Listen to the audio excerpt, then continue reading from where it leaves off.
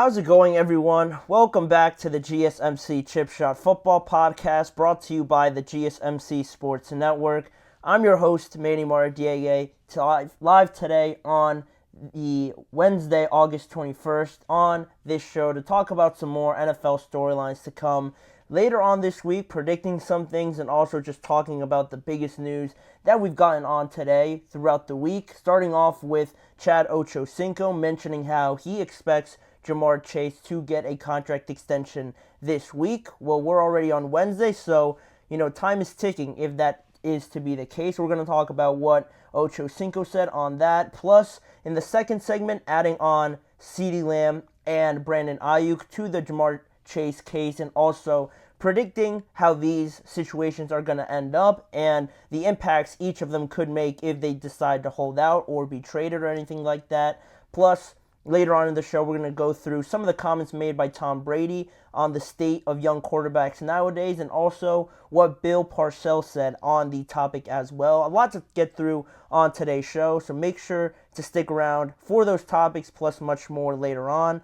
But before we get started, I'd like to remind you guys, if you guys have any questions, comments, or opinions you'd like to share during the show, please make sure to do so. We thrive on your energy and insight, whether that be question, opinion, or anything you'd have to say. And whether it's a question or anything like that, please be willing to share it. Now, if you want to make sure it's absolutely certain that we get a chance to see your question, comment, or opinion, you are now able to use the super chat feature at the bottom of the chat box. Just click on the $ there at the bottom and send in your super chat. This way, it guarantees that your message gets on the air, and it's also a great way to support our channel. We rely on your support to keep bringing you the sports content that you love, and we appreciate it every time you guys are able to do that. So go ahead, again, let us know what you're thinking. Hit the super chat button and share your opinion, question, or comment. But also, if you do prefer an alternative, you could still use the old tip and donations link, GSMCPodcast.net, to tip, donate, and leave a comment or question there if you prefer. We couldn't do this without your amazing support, and we're so thankful to have you guys as part of our community. And again, it makes the show a lot better if you guys share your opinions, so please go ahead and do that. Use the super chat feature in the chat box. But now we are able to start on the first segment, very heavy on the wide receivers to start off. Starting off with one of them, Ja'Marr Chase. And where is his situation going? Where do we stand right now? And is there any indication of when we could potentially see this resolved? Well, last week people were surprised when Ja'Marr Chase missed practice at some point last week. Some believe that, he didn't have to be there because they were going over sort of walking through special teams and things like that. He didn't necessarily have to be there.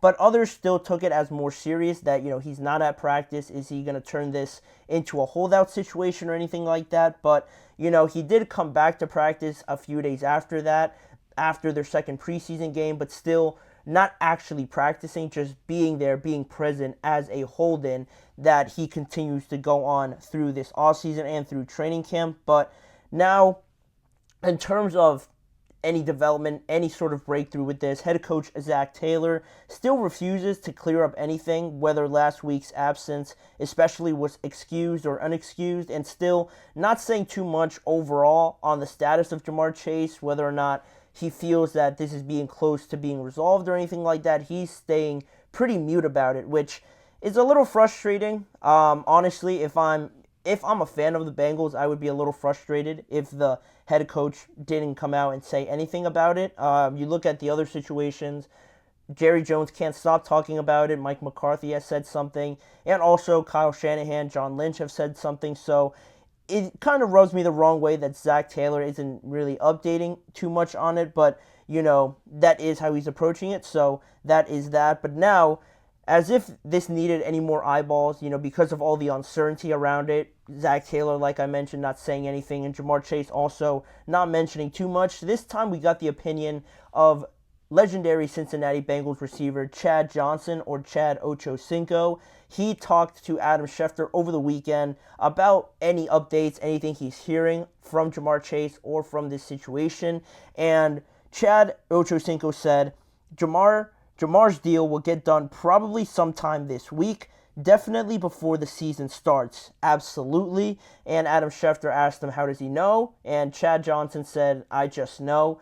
So take that as you will. Take that with however big a grain of salt that you need to. But I feel like, especially from at an older wide receiver, veteran or not veteran, a legendary wide receiver like Chad Johnson, with the Bengals being a player there, obviously one of their better ones in recent history, and I'm sure he's staying connected to the team, especially a wide receiver like Jamar Chase. This does hold some weight to me. Do I fully believe it's going to happen this week? That part I don't know, but if he's confident about it, I think this will end up being a positive case for the Bengals, but still, it's not the most reliable source to a lot of people, probably you could say, but it is some pretty big words to come from Chad Ochocinco, and also, that's not everything he said, but I'll get to those comments a little bit later on. After he said that, though, he said if no deal comes, he mentioned that Chase would be willing to go from holding in to holding out and won't touch the football field without a new deal if it doesn't come before the regular season, saying that he doesn't believe that a holdout would last long anyway. He does believe it'll happen, but he doesn't believe it'll be that long because he believes that at the end, the Cincinnati Bengals will cave and will give him that contract extension sooner rather than later. And again, why this is such a big problem, and also why necessarily it isn't something that the Bengals technically have to do. The problem lies with Jamar Chase, set to make about $4.6 million this year on the last year of his rookie contract, which is obviously criminal for a guy like Jamar Chase to be making less than $5 million per year. Rookie deal or not or anything like that, that can't happen. Jamar Chase shouldn't allow that to happen, obviously, because of how much he means to this team. But at the same time, the Bengals, again, the biggest thing around this is that they don't have to extend them because they still have next year on that fifth-year option deal if they decide to not get anything done this year. Jamar Chase is obligated contractually to be there and play, so it's not like Ayuk, it's not like CeeDee Lamb where they're on the final year of their deal, so the teams feel pressured to get this done because they could end up losing them potentially. It's not that same case, and Chad alluded to that in the next statement where he said, CeeDee Lamb is doing the same thing, Brandon Ayuk is doing the same thing. You have to let the owners know that you're able to separate the love for the game from the business like the owners do. And it's a good point that he brings up. I understand that point by Chad and bringing this up and holding out. I think that would really put more pressure on the Bengals, especially because you look at this Bengals team, and if it does actually turn into a holdout, which I don't believe it would at the end of the day, but, if it does end up getting to that point, you look at the Bengals team now, you have no more Tyler Boyd, you have no more Chris Evans from the running back spot, you lost Joe Mixon already as well, and T. Higgins is essentially on the last year on the team as well. But none of that really matters. You might look at T. Higgins and think, he's good enough to be a wide receiver one, obviously, but nothing matters really on that team. Nothing really negates the fact that Jamar Chase is just sitting on the sideline willingly, just not playing because you're reluctant to give him that contract extension. And it would put the Bengals in a very tough spot because, again, their owner has mentioned that he wants to get a deal done. He'll do anything to get that deal done, but he just doesn't view it as a possibility this offseason if he had to make a prediction on it. But, that's where it is right now. He did, I don't get the sense that Chase would really hold out of the regular season. I feel like it just hasn't gone to that point maybe yet. Maybe that's the caveat in all of this, that he is holding off. He is still being respectful because he has confidence that they'll extend him, but maybe he's just being, being a good sport about it for right now because if they don't get it done, he is willing to get to that point. I haven't seen any indication that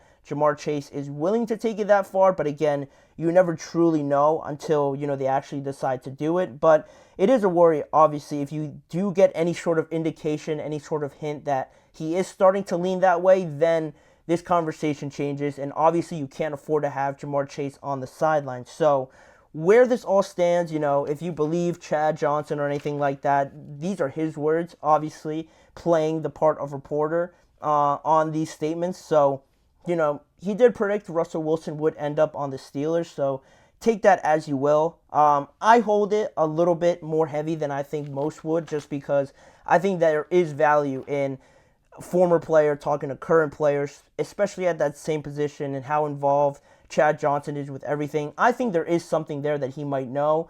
For all we know, he might be talking to Ja'Marr Chase pretty regularly, obviously, if they're close like that. Again, I don't personally know that, but it seems like he has that good of a relationship with current players and especially players for the team that he used to play for. So it could be leading that way. There's a lot of unknowns with this because the biggest thing is that the Bengals don't need to do it, but how far is Ja'Marr Chase willing to take this into the regular season, potentially holding out if it gets to that point? We're just in a spot right now where we're just going to have to wait and see really what Ja'Marr Chase decides to do. Does he value more so going out there and playing? And if he does that, has he missed a lot of training camp where he's not up to his best right when week 1 starts? That's another thing that you have to consider if Ja'Marr goes out there and plays, or maybe he just holds out. Maybe that's the hint. Maybe he hasn't been practicing.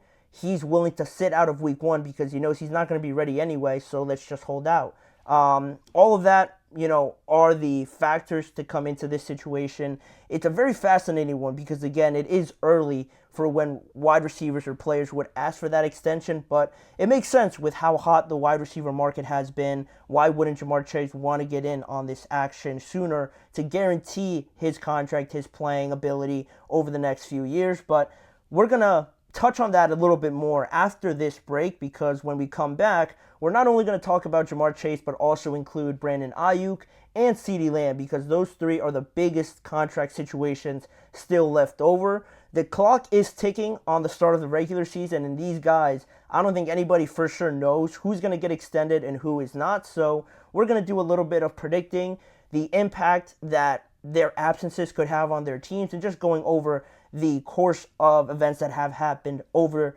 the past few months and just talking about it and where we see these situations going. So that'll be coming up right after this break. You're listening to the GSMC Chip Shot Football Podcast.